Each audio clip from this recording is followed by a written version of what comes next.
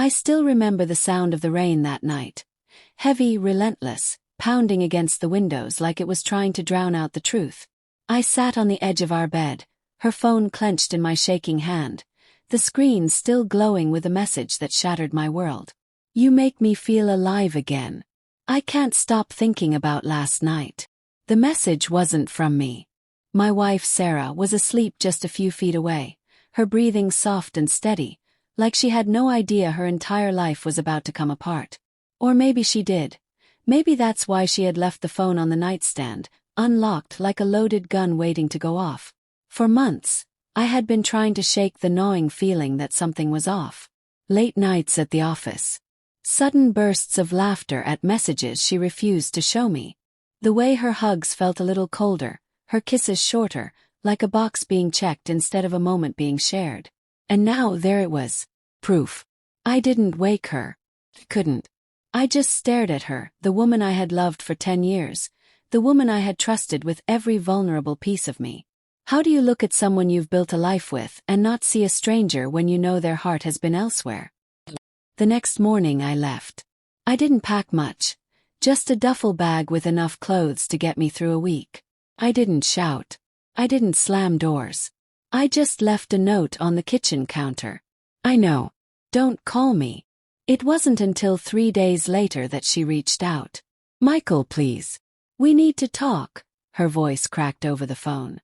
I was sitting in a cheap motel room, staring at the ceiling. Talk about what, Sarah? About how you made me believe everything was fine while you were. I stopped myself. The words tasted bitter. It wasn't what you think, she said. It was stupid. It was nothing. Nothing. I laughed, but it sounded like a sob. You don't text nothing that it makes you feel alive again. There was a silence on the line. Then quietly, I'm sorry. Sorry. As if that word could glue the pieces back together. Weeks passed. I filed for separation, moved into a small apartment across town, and tried to build a life from the rubble. Friends said I was doing the right thing, that once trust was gone, it was gone for good. But nights were the hardest. That's when the memories crept in, lazy Sunday mornings, her laugh echoing in the kitchen, the way she'd fall asleep on my shoulder during movies. I hated that I missed her. I hated that I still loved her, in some buried, stubborn part of my chest. She sent letters. Dozens of them. I didn't read most. They piled up on my coffee table, unopened, like little white ghosts of a past I wasn't ready to confront. Then one day, about 3 months after I'd left, an envelope arrived that was different. Thicker. Heavier. The handwriting on the front was trembling, rushed, like it had been written with shaking hands. For some reason I opened that one. Michael, if you're reading this, it means you haven't thrown it away. That's already more than I deserve. I lied to you. I lied because I was scared. Not of you, but of what was happening to me. The messages you saw. Yes, they were real. But it wasn't an affair, not in the way you think. It was a connection, a brief one, with someone from the hospital. I didn't tell you I was sick. I didn't tell you because I thought I could fix it before you found out. I thought I could carry that burden alone, but the truth is, I was terrified. The treatments, the nights I said I was working late. I was at the oncology ward, Michael. I didn't want you to see me like that. The person I messaged, he was a nurse. He made me laugh on the worst nights, made me feel like I wasn't just a patient hooked up to machines. But it never went further than that.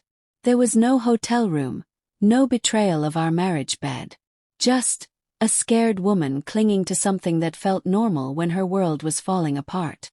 By the time you read this, I might not have the chance to tell you in person. I'm sorry for the lies, for breaking what we had.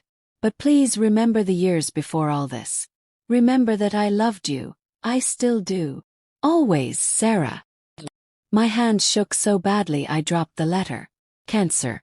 All those late nights, the secretive smiles, the distance. It wasn't because she'd stopped loving me. It was because she thought she was protecting me. Felt sick.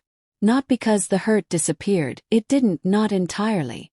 She had still lied, still let me believe I was being betrayed in the cruelest way. But now the betrayal felt twisted, tragic. It was built on fear, not malice. I drove to our house that night. The lights were off. The living room looked the same but emptier, like the air itself was holding its breath. She was in the bedroom, thinner than I remembered, her hair tied back under a scarf. "Michael." Her voice was so small. "I got your letter," I said. She nodded, eyes glistening. "I didn't know how else to tell you. I didn't want you to pity me." "Pity you?" I whispered. "Sarah, I left you when you needed me most. You didn't know." "I should have," I said. "God, I should have seen something was wrong." We sat there for hours talking, really talking for the first time in months. About the diagnosis. About the treatments. About the fear that had hollowed her out and the guilt that had hollowed me. The weeks that followed weren't easy. Some nights I stayed with her. Some nights I went back to my apartment, unsure if I was strong enough to fully return. Trust doesn't rebuild overnight. Love doesn't erase hurt like it never existed.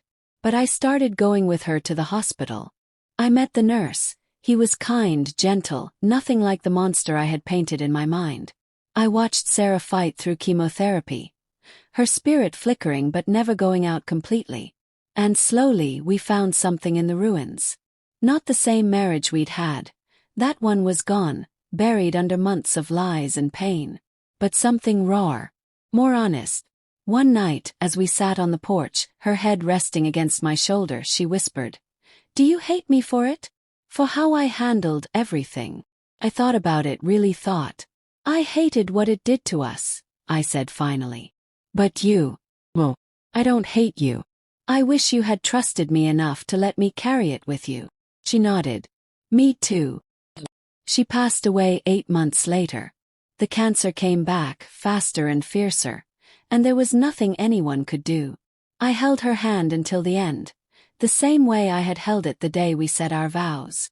After the funeral, I found one last letter in her nightstand drawer, addressed to me. "Michael, if you're reading this, it means my fight is over. I hope by now you've understood why I did what I did. Not because I didn't love you, but because I loved you so much I couldn't bear to see you break with me. You deserved the truth, and I failed to give it to you soon enough.